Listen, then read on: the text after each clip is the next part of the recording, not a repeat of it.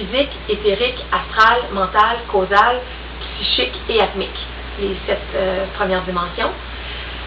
On va avoir une autre triade d'énergie au-dessus de ça qui est l'énergie du Christ cosmique, l'énergie de la Mère divine et du Père divin. Donc le Christ cosmique qui est toute l'harmonisation des énergies à l'intérieur de nous et dans notre manifestation. L'énergie de la Mère divine qui est l'énergie d'accueil, de réception, de structuration des formes. L'énergie du Père divin qui est les impulsions, les élans, l'énergie d'exploration, l'initiative. Donc on capte ces énergies-là en nous, ce sont des parties de notre être. Le Père divin est en nous, la Mère divine, le Christ cosmique ou l'enfant divin est à l'intérieur de chacun de nous. Mais ce sont des énergies qui ont un très très très haut voltage. Et pour pouvoir les incarner toujours plus dans notre corps physique, ça prend un cheminement où on s'habitue à porter une énergie de plus en plus grande. Et le chemin initiatique des 3 montagnes, enseigné entre autres par l'archange Samaël, est un chemin qui nous permet de vivre des étapes pour accumuler de plus en plus d'énergie ou préparer nos corps à recevoir de plus grandes charges d'énergie et recevoir la force critique, la force de la Mère divine, du Père divin de plus en plus à l'intérieur de nous. Et pour préparer nos corps d'énergie, la sexualité tantrique est très très précieuse entre autres, mais là je ne m'étendrai pas sur ce sujet-là dans la conférence d'aujourd'hui. Je vais y revenir dans une autre conférence où je vais parler juste de ça, de la sexualité tantrique.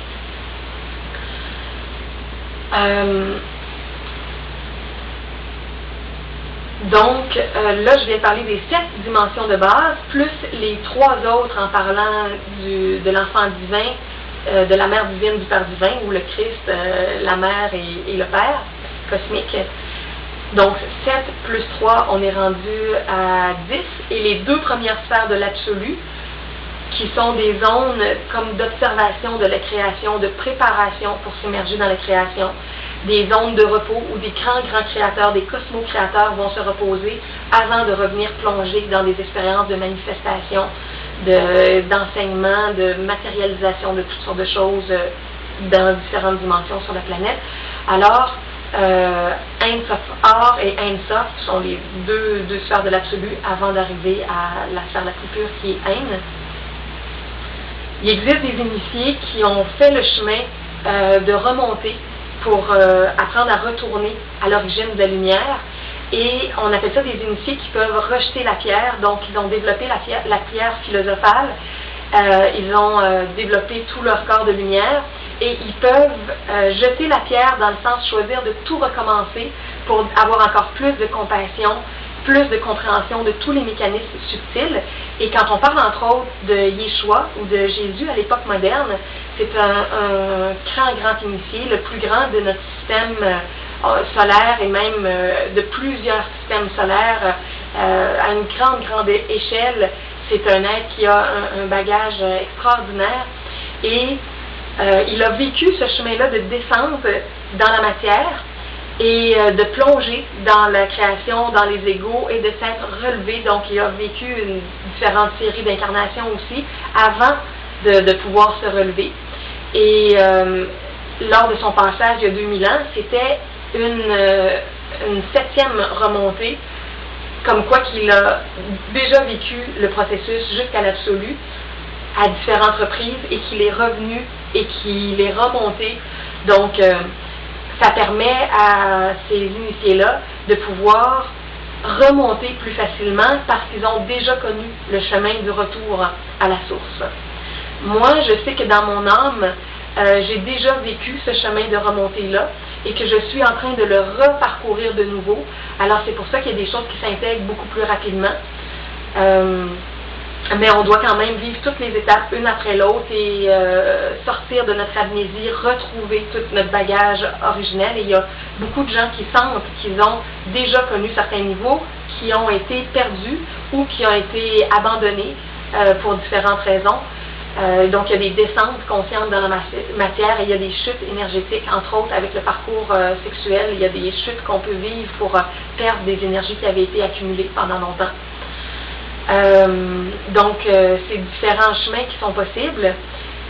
Mais ce qui est formidable, c'est de savoir qu'avec la découverte de la psychologie multidimensionnelle, on apprend à découvrir chacune de nos dimensions de vie et on est appelé à s'épanouir à tous les niveaux et à bien nourrir chacun de nos corps d'énergie.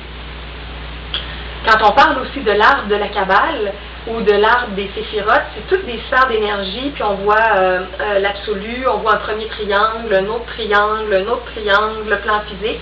C'est une façon schématisée de représenter l'arbre de la vie, l'arbre de la création. Et quand on comprend l'arbre de la Kabbale, ça représente justement toutes les dimensions du plus dense au plus subtil. Alors les sphères, les trois sphères de l'absolu, la triade ou le premier triangle avec le père, la mère, le fils. Ensuite, l'esprit individualisé, l'âme divine, l'âme humaine. Donc le plan atmique, le plan psychique ou bouddhique et le plan causal. Et finalement, les corps les plus denses, l'autre triangle avec le plan mental, le plan astral, le plan éthérique et l'ancrage au niveau du physique. Donc c'est 3 blocs de triangle avec l'absolu en haut et le plan physique en bas. Et tout cet arbre-là peut être inversé pour aller dans les infradimensions, donc avec toutes les dimensions qui se cristallisent dans l'énergie dense, dans l'ego. Il y a comme une inversion de l'arbre de la vie du côté de ce qu'on appelle les enfers de la terre ou quand on l'inverse du côté des cieux. Alors la psychologie multidimensionnelle, c'est une psychologie qui est très spirituelle parce qu'on va vraiment parler de notre corps physique, mais on va parler des autres aspects plus subtils à l'intérieur de nous. On va donc parler du côté psychologique et du côté spirituel. Alors ça réunit vraiment tout ce qui est le corps, l'âme, l'esprit, et au-delà de notre esprit individualisé, la force christique, la force de la mère divine, du Père divin, c'est vraiment un alignement avec la source lumineuse dans toutes les dimensions. Ce qui est intéressant de savoir aussi avec la psychologie multidimensionnelle, c'est que plus on descend dans les vibrations, plus il y a un nombre de lois énergétiques qui régissent la création. Et ça fait en sorte que on est contraint de suivre plus de lois quand on est dans les plans denses. Si on prend par exemple le plan physique, il est gouverné par 48 lois. Entre autres, on a la gravité. Sur le plan physique, on a besoin de marcher pour se déplacer, pour aller rencontrer quelqu'un. Quand on est sur le plan astral est gouverné par 24 lois universelles ou cosmiques, et non pas 48, c'est la moitié, 24. Donc, sur le plan astral, la force de gravité n'est pas la même, et c'est pour ça que dans le plan astral, pour ceux qui font du voyage astral conscient, pour ceux qui font des rêves lucides, pour ceux qui se réveillent dans leurs rêves, qui prennent conscience au moment d'un rêve qui est dans le plan astral avec toutes sortes de projections, et tout d'un coup qui deviennent conscients vraiment de l'organisation véritable du plan astral, on peut voler dans le plan astral. Dans nos rêves, on se déplace par le vol plané. Il suffit de penser à un endroit pour s'y rendre.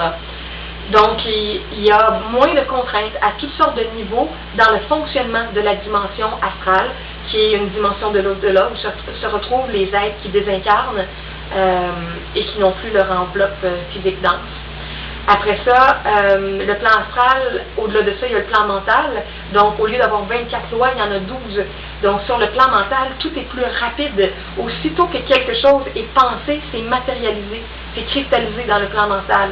Ça peut se décristalliser très vite aussi, mais c'est un plan qui est très, très, très rapide. Donc, des êtres qui ont été pendant un certain nombre d'années dans l'au-delà, sur, par exemple, le plan mental ou d'autres plans plus élevés, et qui viennent s'incarner, peuvent sentir à un moment donné que tout est lent, que tout prend du temps ici sur le plan physique, parce qu'à cause des 48 lois énergétiques, les énergies se processent beaucoup plus lentement. Mais sur le plan mental, tout est rapide. Donc, physique 48 lois, astral 24, le plan mental 12 lois, le plan causal maintenant pour la volonté créatrice, la spontanéité, l'initiative vraiment quand on déploie des nouvelles énergies dans de nouvelles directions, on va se retrouver non pas à 48, à 24, à 12, mais à 6 lois énergétiques sur le plan causal. Alors, il y a moins de contraintes encore au niveau de la créativité. C'est une énergie très, très, très rapide d'impulsion pour déployer des nouvelles choses dans les plans après ça de la matière dense. Quand une inspiration vient, quand quelqu'un reçoit une inspiration créatrice, c'est très